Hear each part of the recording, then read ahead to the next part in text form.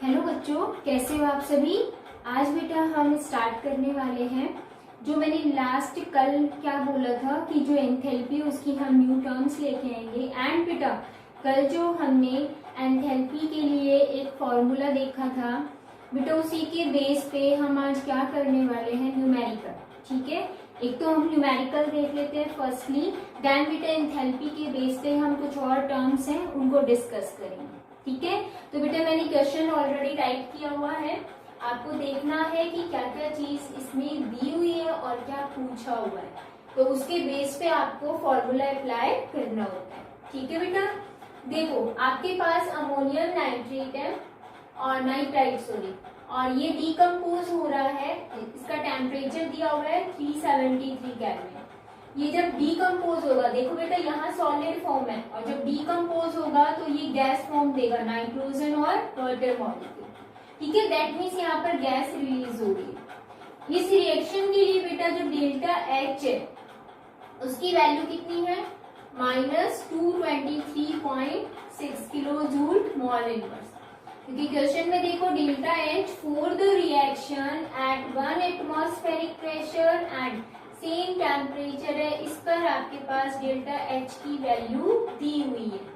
ठीक है, अब बेटा इसमें पूछा क्या है, what is value of delta U for the reaction under the same condition, and R की वैल्यू भी दी हुई है।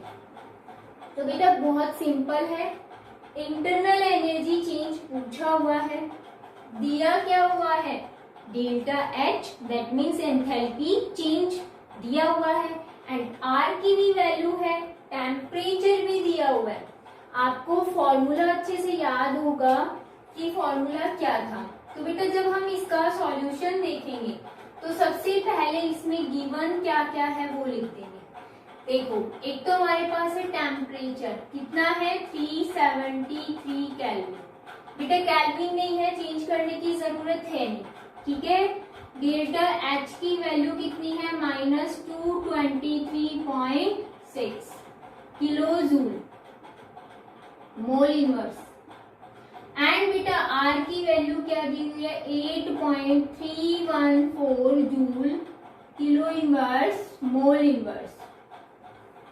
ठीक है, आप देखो बेटा हमें डेल्टा यू निकालना है, तो हमें पता है कि जो डेल्टा एच है उसका फॉर्मूला क्या होता है, delta U plus delta N G R T, यही होता है। अब आप ये कहोगे कि नंबर ऑफ मोल्स क्वेश्चन में नहीं दिए हुए, काफी क्वेश्चन ऐसे होते हैं जिसमें बेटा नंबर ऑफ मोल्स क्वेश्चन के अंदर मिलेगा। अगर नहीं है तो आपको पता है कि नंबर ऑफ मोल्स निकालने के लिए क्या फॉर्मूला होता है, delta N G is equal to क्या होगा बेटा, number of product, number of moles of product minus number of moles of reactant, यही था। तो अगर आप इक्वेशन बना के देखोगे तो डेल्टा एन जी की वैल्यू भी निकल जाएगी, और वो हम कैसे निकालेंगे, देखो बेटा इसमें इक्वेशन को NH4NO2 सॉलिड फॉर्म में है। ठीक है, और ये किसमें कन्वर्ट हो रहा है, N2 गैस के अंदर एंड H2O गैस के अंदर। अब देखो बेटा इसमें ये सिर्फ गैसेस के लिए होती है, अब ये जो रिएक्टेंट है वो सॉलिड फॉर्म में है, तो आपको इसके नंबर ऑफ मोल्स नहीं लेने, क्योंकि नंबर ऑफ मोल्स किसके लिए लिए जाते हैं, गैसेस के लिए। तो आपको ध्यान रखना है जो number of moles of reactant है वो यहाँ पर क्या रहेगा, 0। क्लियर है बेटा, अगर यहीं पर ये गैसेस फॉर्म में दिया हुआ रहता तो इसके नंबर ऑफ मोल्स आप 1 लेते, क्योंकि यहाँ आगे कोई भी इंटीग्रल नहीं है, दैट मीन्स 1। ठीक है, बट ये सॉलिड फॉर्म में है इसीलिए ये क्या रहेगा, 0। ये चीज ध्यान रखनी है आपको। बहुत सारे न्यूमेरिकल है जिसमें इक्वेशन दी हुई है, उसमें गैसेस है, रिएक्टेंट भी, प्रोडक्ट भी गैसेस है, तो उसमें नंबर ऑफ मोल्स आप निकाल सकते हो। बट इस टाइप के आपको ध्यान रखना है कि अगर सॉलिड या लिक्विड आ जाता है, सॉलिड की जगह अगर लिक्विड आएगा तो भी यहाँ पर रिएक्टेंट के नंबर ऑफ मोल्स आप 0 लोगे, क्योंकि गैसेस के लिए हम नंबर ऑफ मोल्स लेते हैं। ठीक है, तो यहाँ पर बेटा जो प्रोडक्ट की नंबर ऑफ मोल्स है वो कितने हैं, देखो 1 एंड 1 कितने हो गए, 2 ही है। आप देखो क्या ये रिएक्शन बैलेंस है, नहीं। अगर आपने इस टाइप से किया तो आपके नंबर ऑफ मोल्स प्रोडक्ट के तो 2 आ गए, बट रिएक्शन तो हमारी बैलेंस है ही नहीं, तो आपको क्या करना पड़ता है, पहले रिएक्शन को बैलेंस करना पड़ता है, देन उसके बाद आप ये लिखोगे। ये चीज भी बहुत बच्चे मिस्टेक करते हैं, इसलिए बेटा मैं यहाँ पर आपको बोल रही हूँ, ठीक है। आप देखो यहाँ पर नाइट्रोजन 2 है, यहाँ 2 है, ये तो बैलेंस है, बट देखो ऑक्सीजन 2 है और हाइड्रोजन कितने हैं 4। अगर हम बेटा H2O को 2 से मल्टीप्लाई कर दें तो हाइड्रोजन कितने हो जाएंगे 4 और ऑक्सीजन कितने हो जाएंगे 2। अब क्या होगी रिएक्शन बैलेंस। तो देखो वाटर मॉलिक्यूल कितने हैं बेटा 2 एंड N2 मॉलिक्यूल 1, तो हम ये कह सकते हैं कि NP हमारा कितना आया 3। ये चीज आपको ध्यान में रखनी है। तो डेल्टा NG कितना आ जाएगा बेटा, ये प्रोडक्ट है 3 एंड रिएक्टेंट का है 0, तो हमारे पास क्या आ गया 3 मोल।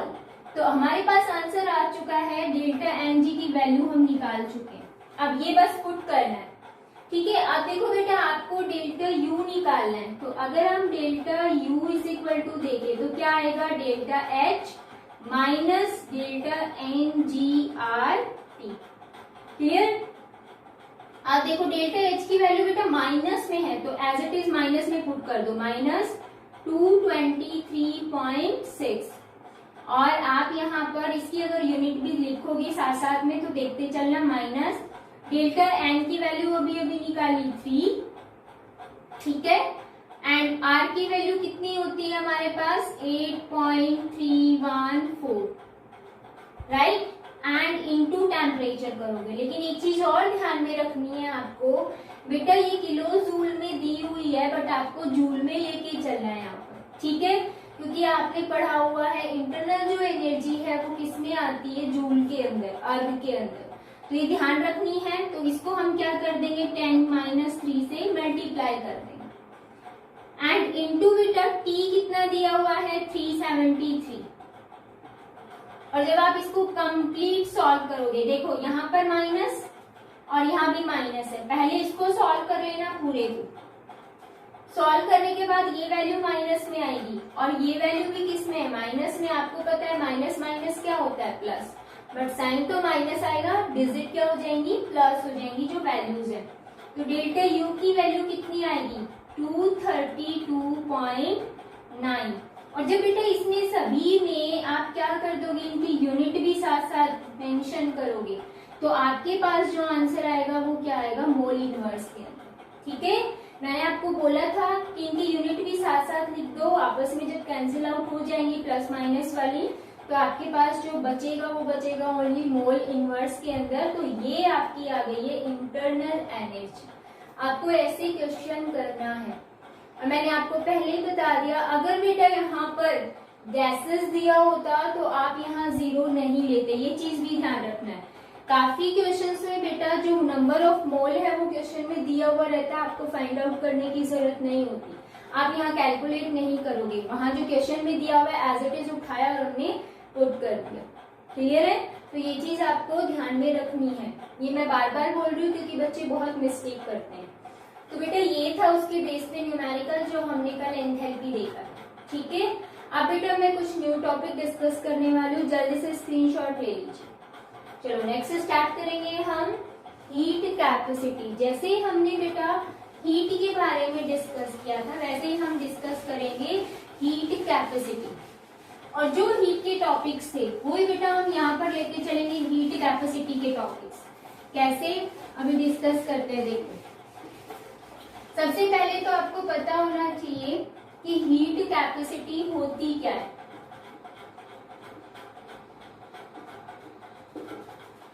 ठीक है, तो मैंने आपसे कहा कि एक सिस्टम है ये वाला,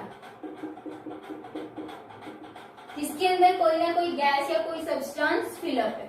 ठीक है, ये सिस्टम है और इस सिस्टम के टेम्परेचर को हमें क्या करना है, इंक्रीज करना है। तो हम इस सिस्टम के टेम्परेचर को कैसे इंक्रीज करेंगे, हम इसको क्या देंगे, हीट देंगे। तो जो हीट इस सिस्टम के टेम्परेचर को क्या करती है, इंक्रीज करती है। ठीक है, एवरी 1 डिग्री सेल्सियस, तो उसी को आप क्या बोलोगे, हीट कैपेसिटी। ठीक है, क्योंकि इसका टेम्परेचर बेटा इंक्रीज तभी होगा जब हम यहाँ से क्या सप्लाई करेंगे, सप्लाई हीट, ठीक है। और उस हीट की अमाउंट को ही आप क्या बोलोगे, हीट कैपेसिटी। तो हीट कैपेसिटी की डेफिनेशन अगर पूछी जाए तो क्या आएगी, amount of heat required to raise मतलब increase, to raise the temperature of system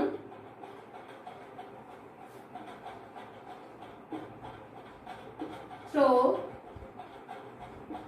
1 degree Celsius, ठीक है। तो ये होती है हीट कैपेसिटी। बेटा जो हीट कैपेसिटी होता है इसको हम कैपिटल सी से डिनोट करते हैं, ठीक है। अब हम कहते हैं कि क्या हो रहा है, हीट रिक्वायर्ड है, इसका मतलब हीट का सिंबल क्या होता है बेटा, Q। और टेम्परेचर क्या हो रहा है, इंक्रीज हो रहा है, इसका मतलब टेम्परेचर क्या हो रहा है बेटा, चेंज हो रहा है। तो हम लिख सकते हैं T2 माइनस T1, ठीक है। अब देखो बेटा आपको पता है T2 माइनस T1 को आप क्या लिख सकते हो, डेल्टा T, क्लियर। डेल्टा जो है वो रिप्रेजेंट करता है लार्जर टेम्परेचर इंक्रीज, बट यहाँ पर बेटा 1 डिग्री सेल्सियस हो रहा है, इसका मतलब स्मॉल अमाउंट में हो रहा है। तो जब स्मॉल चेंजमेंट होता है तो हम क्या लिख सकते हैं, फॉर स्मॉल चेंज हम लिख सकते हैं heat capacity is equal to dQ by dt। मतलब जो हीट होगी वो भी क्या होगी, स्मॉल अमाउंट में रिक्वायरमेंट होगी, और टेम्परेचर में भी क्या होगा, स्मॉल चेंज होगा, ठीक है। तो स्मॉल चेंजेस के लिए हम डी साइन लेते हैं, ये चीज आपको ध्यान रखना है। तो ये थी हीट कैपेसिटी। अगर आपसे ये पूछा जाता है कि जो स्पेसिफिक हीट कैपेसिटी है वो क्या है, तो बेटा अभी हमने कहा कि ये सिस्टम है, ठीक है, या फिर सिस्टम के अंदर क्या प्रेजेंट है, सब्सटेंस, तो हम कह सकते हैं सब्सटेंस है।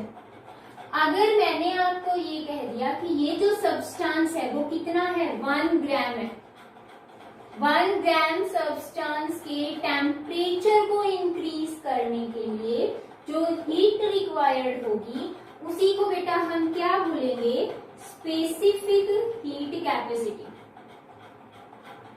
ठीक है। तो स्पेसिफिक हीट कैपेसिटी क्या हो गई, बहुत सिंपल है, सेम डेफिनेशन है, थोड़ा सा चेंजमेंट, वो क्या है, देखो अमाउंट ऑफ हीट required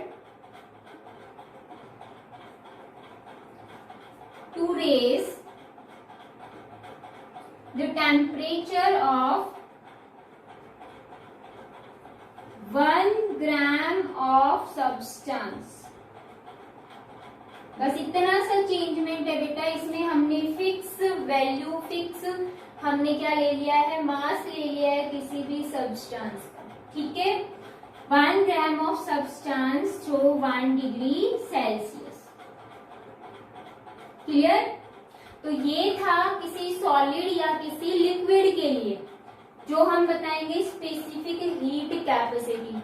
अगर बेटा गैसेस के मॉलिक्यूल्स है, अब मैंने ये कहा कि ये सिस्टम है, इसमें क्या फिलअप है, गैस फिल है, तो हमें पता है गैस के लिए हम क्या लेते हैं बेटा, नंबर ऑफ मोल्स लेते हैं। तो हम यहाँ पर 1 ग्राम की जगह क्या लिखेंगे, 1 मोल, किस केस में, गैसेस के लिए, बस ये ध्यान रखना है, ठीक है। तो आपकी जो हीट कैपेसिटी होगी उसको हम क्या बोलेंगे, मोलर हीट कैपेसिटी। तो मोलर हीट कैपेसिटी क्या होगी, मोलर हीट कैपेसिटी में बहुत सिंपल है, आप सेम डेफिनेशन दोगे, थोड़ा सा changement, amount of heat required to raise the temperature of 1 mole of gas, ठीक है। बस आपको ये लिखना है, थ्रो 1 डिग्री सेल्सियस, क्लियर। तो आपके पास हीट कैपेसिटी था जिसमें हमने कोई भी सब्सटेंस या कोई भी सिस्टम ले लिया, ठीक है। अब इस सिस्टम की अगर फिक्स वैल्यू, या फिर हम ये कहें ये सिस्टम क्या है, सॉलिड या फिर लिक्विड, तो उस केस में आपके पास क्या आ जाएगी, स्पेसिफिक हीट कैपेसिटी। तो उसमें हमने फिक्स वैल्यू बता दी कि 1 ग्राम सब्सटेंस है, उसके टेम्परेचर को हमें इंक्रीज करना है, ठीक है। तो उसके लिए जो हीट रिक्वायर्ड होगी उसी हीट को हम क्या बोलेंगे, स्पेसिफिक हीट कैपेसिटी। जैसे इसको बेटा हम कैपिटल सी से डिनोट करते हैं, इसको हम स्मॉल सी से डिनोट करेंगे, ठीक है। एंड बेटा मोलर हीट कैपेसिटी जो होगी इसको हम सी एम से रिप्रेजेंट करेंगे। इन तीनों को डिफ्रेंशिएट करना है आपको, ठीक है। यहाँ पर 1 ग्राम ऑफ सब्सटेंस है, यहाँ पर बेटा हम गैसेस की बात करेंगे तो 1 मोल ऑफ गैस आ जाएगी, बस इतना ध्यान रखना है आपको। तो ये आपकी डेफिनेशन पूछी भी जाती है कि स्पेसिफिक हीट कैपेसिटी और मोलर हीट कैपेसिटी को आप कैसे डिफाइन करोगे। तो बहुत सिंपल है, सिर्फ आपको ये ध्यान रखना, यहाँ 1 ग्राम ऑफ सब्सटेंस आएगा, यहाँ 1 मोल आएगा। क्लियर, ये सॉलिड लिक्विड्स के लिए, यहाँ ये गैसेस के लिए बताई जाती है। तो ये था बेटा हीट कैपेसिटी। अब देखो इस हीट कैपेसिटी को हम क्या करेंगे, देखेंगे कि जब हम कांस्टेंट वॉल्यूम कर देते हैं और प्रेशर कर देते हैं तो क्या इसका वेरिएशन आता है। जैसे हमने हीट के लिए देखा था, हीट के लिए देखा था ना, at constant pressure at constant volume QP QV, then उसमें रिलेशन निकाला था, same as it is heat capacity का भी देखेंगे, ठीक है। तो चलो अभी डिस्कस करते हैं नेक्स्ट, जल्दी से स्क्रीनशॉट ले लीजिए। देन हम नेक्स्ट डिस्कस कर रहे हैं heat capacity at constant volume and eight constant pressure, ठीक है।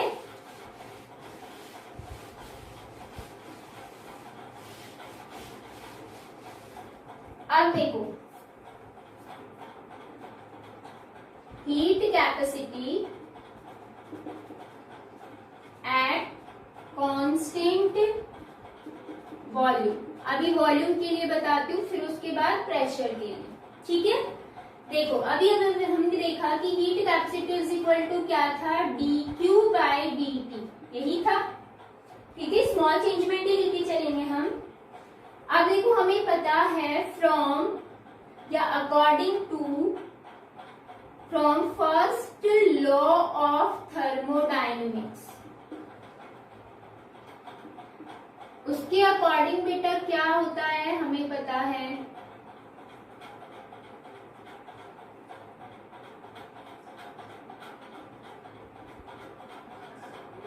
dQ इज इक्वल टू, स्मॉल चेंजमेंट है तो du प्लस pdv, यही होता है।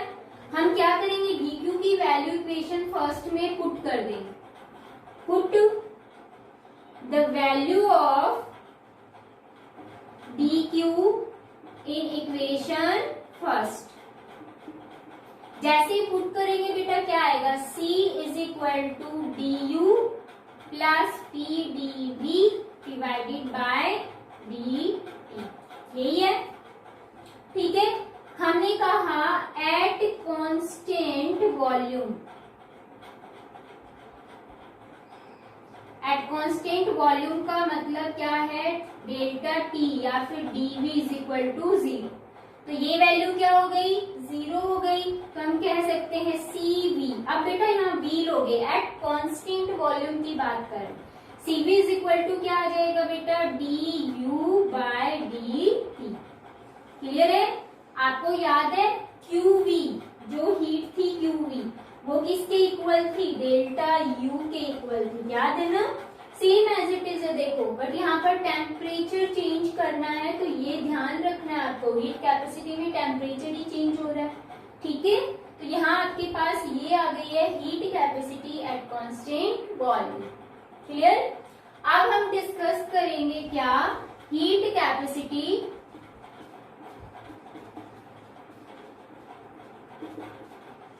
एट कांस्टेंट प्रेशर, ठीक है। कांस्टेंट प्रेशर पर आपको डिस्कस करना है। सेम देखो सबसे पहले हमें ये वाली जो इक्वेशन थी ये यहाँ पर लेना है, ठीक है। तो हम लिखेंगे C is equal to du plus pdv divided by dt at constant pressure क्या होगा बेटा, Cp इज इक्वल टू क्या आ जाएगा, du डिवाइडेड बाय dt, क्योंकि ये दोनों के डिवाइडेड में है, प्लस p क्या है बेटा, कांस्टेंट बाहर रखोगे और जो वेरिएबल है उनको एक साथ रख दोगे, dv बाय dt।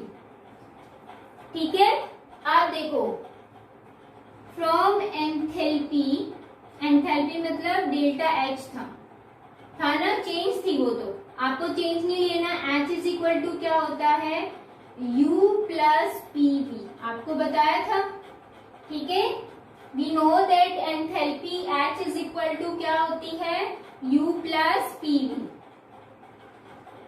अब आप क्या करोगे, इसमें डिफरेंशिएशन करोगे with respect to temperature, differentiate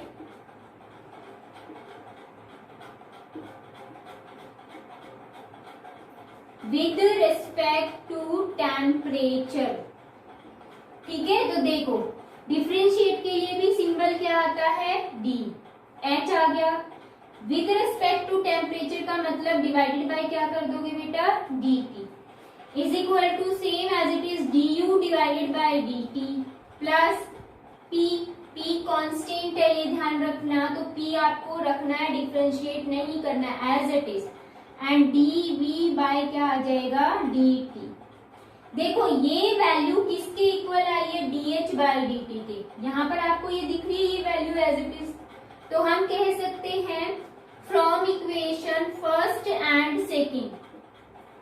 ठीक है, from equation first and second, या कंपेयर करते हैं तो क्या आएगा बेटा, Cp is equal to dh by dt। ये आपके पास आ गई heat capacity at constant pressure. अगर आपको ध्यान हो तो जो हीट थी एट कांस्टेंट प्रेशर वो किसके इक्वल आई थी, एंथैल्पी चेंज के। यहाँ भी तो एंथैल्पी चेंज है but with respect to temperature है, ये ध्यान रखना। ठीक है, तो ये मैंने सिर्फ रिमाइंड कराने के लिए आपको ये चीज बताई है, आपको ध्यान रखनी है, सेम वही थिंग्स है बेटा। तो ये आपको आई होप समझ में आ गया होगा, heat capacity at constant volume, और यहाँ पर क्या है, heat capacity at constant pressure. Clear है। अब क्या करेंगे बेटा, जो हमारे पास Cv आया एंड जो Cp आया उसमें क्या करेंगे, कंपैरिजन करेंगे। ठीक है, और वो इम्पोर्टेंट भी है बेटा, एग्जाम में पूछा भी जाता है, right the relationship between Cp and Cv। 2 marks में आ जाता है या फिर 1 मार्क्स में आ जाता है। 1 मार्क्स में आता है तो डायरेक्ट रिलेशनशिप बताना होता है, अगर 2 मार्क्स में आता है तो आपको पूरा डेराइव करके आना होता है। ठीक है, अगर उसके बेस पे न्यूमेरिकल भी आता है तो वो सॉल्व करने होते हैं, बट न्यूमेरिकल कम, इनमें रिलेशन ज्यादा पूछा जाता है। तो बेटा नेक्स्ट हम देखते हैं रिलेशन। आई होप सभी ने स्क्रीनशॉट ले लिया होगा, बिना बोले बेटा ले लिया करो। अब देखो हमें क्या करना है, रिलेशन निकालना है, किसमें, heat capacity at constant pressure and volume. अभी अभी मैंने फॉर्मूला बता दिया, अगर याद होगा तो। ठीक है, relationship between Cp and Cv, direct लिख रही हूँ। Cp का मतलब heat capacity at constant pressure and Cv का मतलब heat capacity at constant volume. ठीक है, अब देखो बेटा, अभी अभी हमने देखा था Cp और Cv की वैल्यू, हमने कहा Cp minus Cv is equal to, बेटा Cp क्या था, Cp था dH बाय dt। ठीक है, माइनस एंड Cv क्या था बेटा, du बाय dt, यही था ना यहीं पे। आप देखो बेटा, मैंने क्या कहा आपको, अकॉर्डिंग टू एंथैल्पी, एंथैल्पी क्या होती है, H is equal to U plus PV, यही होती है। ठीक है, मैंने आपसे ये कहा कि जो आइडियल गैस इक्वेशन है उसमें PV इज इक्वल टू क्या होता है, RT। तो फ्रॉम आइडियल गैस इक्वेशन, जैसे हमने QP और QV का रिलेशन निकाला तो आइडियल गैस यूज किया, सेम एज इट इज बेटा यहाँ भी यूज करना। तो देखो बेटा PV इज इक्वल टू क्या होता है RT, कब? जब M इज इक्वल टू क्या हो? 1 हो। तो हम क्या करेंगे? पुट कर देंगे H is equal to U plus RT, कर दिया। अब हमें क्या करना है? इसको डिफ्रेंशिएशन करना है। Differentiate with respect to temperature. Same चीज, डिफ्रेंशिएट का मतलब D, ठीक है, H, with respect to temperature का मतलब DT, clear? du by dt plus R constant है, ये तो चेंज नहीं होता, T चेंज हो रहा है, dt बाय dt, ठीक है, ये तो कैंसिल हो गया, बचा क्या? आपके पास ये वाला पोर्शन। अगर हम इसको इधर ले आए तो क्या आएगा? dH by dt minus du by dt is equal to R। आगे ये आपको ये वैल्यू यहाँ भी दिख रही होगी, तो हम कह सकते हैं इक्वेशन फर्स्ट और यहाँ इक्वेशन सेकेंड। तो हम क्या करेंगे बेटा? यहाँ पर लिख देती हूँ मैं, आपको नीचे ही करते जाना है राइट डाउन, ठीक है। From equation first and second क्या आएगा? देखो बेटा, Cp minus Cv is equal to, ये पूरी की पूरी वैल्यू किसके इक्वल है? R के। दैट मीन्स यहाँ क्या आ गया? R आ गया। तो ये रिलेशन होता है Cp और Cv के अंदर। अब एक चीज और नोटिस करना बेटा, Cp की वैल्यू निकालिए तो इज इक्वल टू क्या होगा? R plus Cv। इसका मतलब क्या आया? इसका मतलब ये आया Cp is greater than Cv, clear?